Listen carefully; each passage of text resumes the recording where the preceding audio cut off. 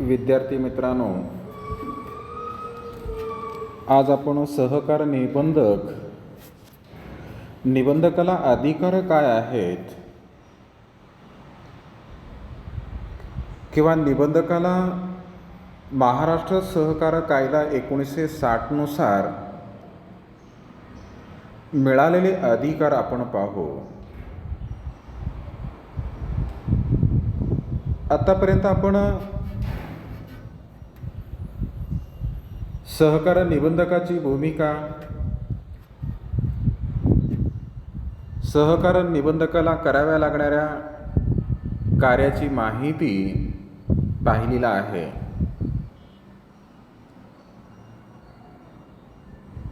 सहकार क्षेत्रातील एक महत्त्वाचा अधिकारी किंवा एक सर्वोच्च अधिकारी म्हणून सहकार निबंधकाला पाहतात. आणि निबंधक हा सहकारी संस्थांच्या कार्यावर नियंत्रण ठेवणारा एक महत्त्वाचा अधिकारी असतो. सहकारी संस्थेच्या अस्तित्वाला म्हणजेच सहकारी संस्था टिकून राहण्यासाठी तो कारणीभूत असतो किंवा कारणीभूत ठरतो. म्हणजेच निबंधकाच्या कार्यावर, निबंधकाच्या भूमिकेवर सहकारी संस्था किंवा संपूर्ण सहकारी चळवळ अवलंबून असते. म्हणून महाराष्ट्र सहकार कायद्यानुसार निबंधकाला अमर्यादित अधिकार दिले आहेत. आणि ते अधिकार कोणते, ते अधिकार आपण थोडक्यात पाहू. सहकार निबंधकाच्या बाबतीत पहिला अधिकार आपणास सांगता येईल सहकारी संस्थांची नोंदणी करणे, म्हणजेच संस्था नोंदणी करणे. एखादी संस्था नोंदणीकरिता जेव्हा नमुना अ मध्ये अर्ज सादर करते, अशा अर्जांची किंवा कागदपत्रांची पडताळणी करून संस्थेने सर्व अटींची व कागदपत्रांची पूर्तता केल्याची खात्री झाल्यानंतर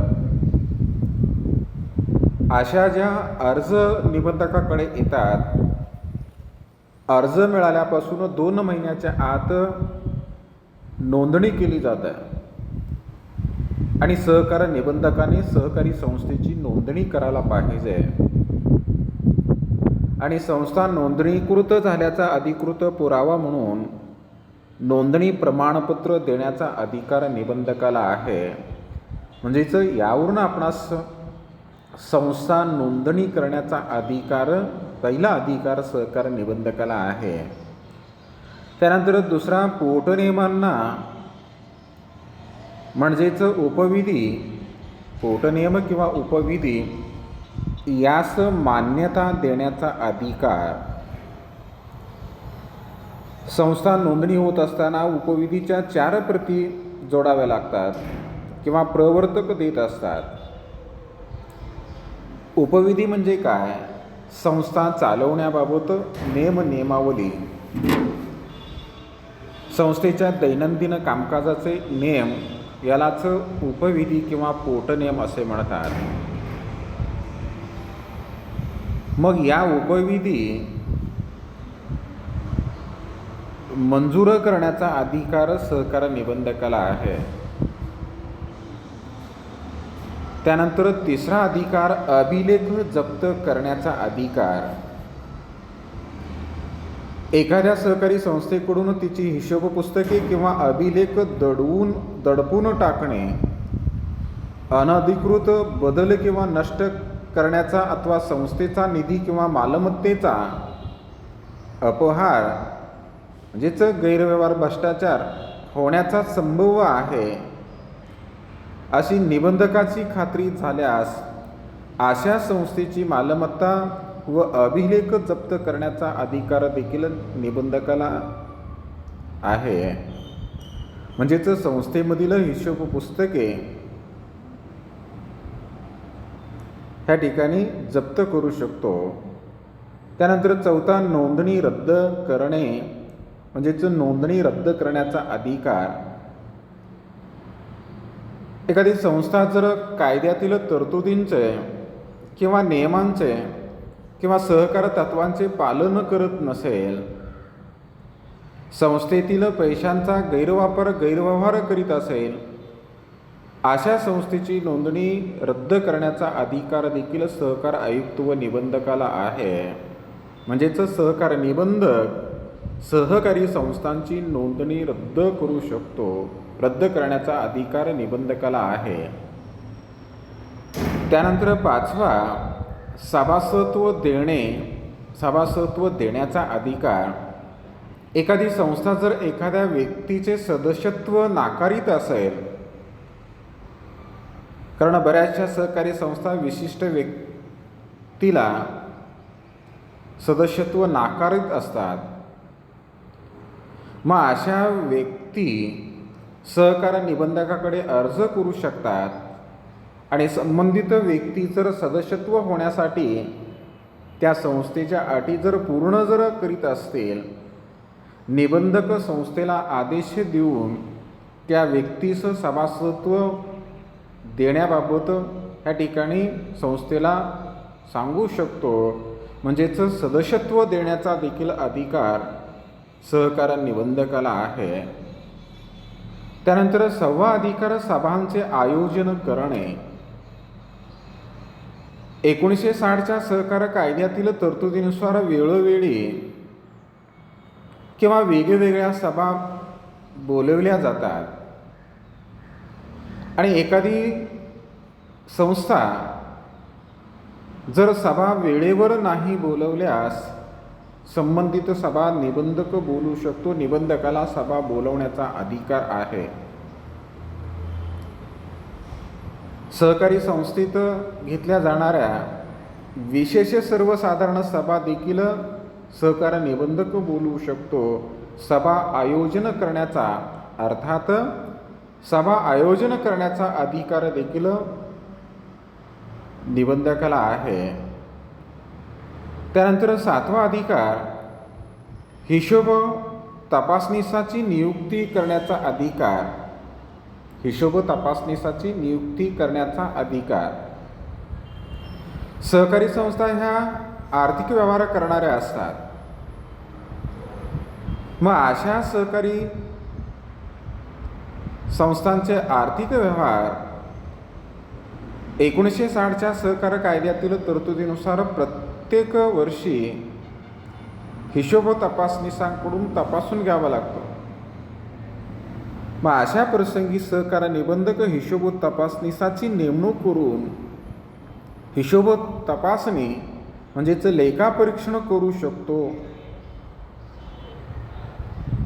आणि हिशोब तपासण्याची जी काही अधिकार आहे ते अधिकार सहकार निबंधकाला आहे.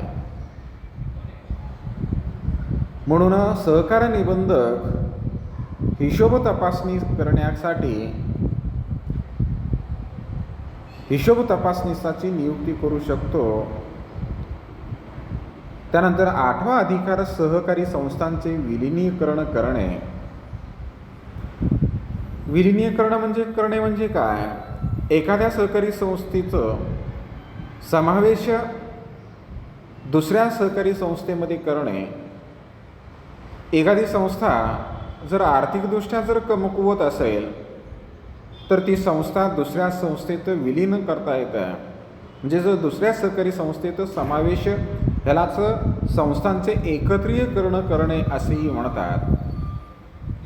जेव्हा संस्था आर्थिकदृष्ट्या सक्षम नसतात अशा संस्थांचे एकत्रीकरण किंवा एका संस्थेचं दुसऱ्या सहकारी संस्थेत विलीन करतात आणि विलिनीकरण करण्याचा देखील अधिकार सहकार निबंधकाला आहे. त्यानंतर 8वा अधिकार, संस्थांचे वर्गीकरण करणे. आता वेगवेगळ्या प्रकारच्या ज्या सहकारी संस्था असतात, मग अशा वेगवेगळ्या प्रकारच्या सहकारी संस्थांचे वर्गीकरण करण्याचा अधिकार सहकार निबंधकाला आहे. सहकारी संस्थांचे कार्य त्यांचे आर्थिक व्यवहार, आर्थिक परिस्थिती इत्यादींच्या आधारे त्यांचे वर्गीकरण करण्याचा अधिकार निबंधकाला आहे. उदाहरणार्थ विपणन संस्था, शेती संस्था, औद्योगिक संस्था या प्रकारांमध्ये वर्गीकरण सहकार निबंधक करीत असतो. त्यानंतर 10वा शेवटचं न्यायनिवाडा करणे. आता सहकारी संस्थेमध्ये कालांतराने वाद किंवा विवाद निर्माण होतात. असे जे की वादविवाद असतात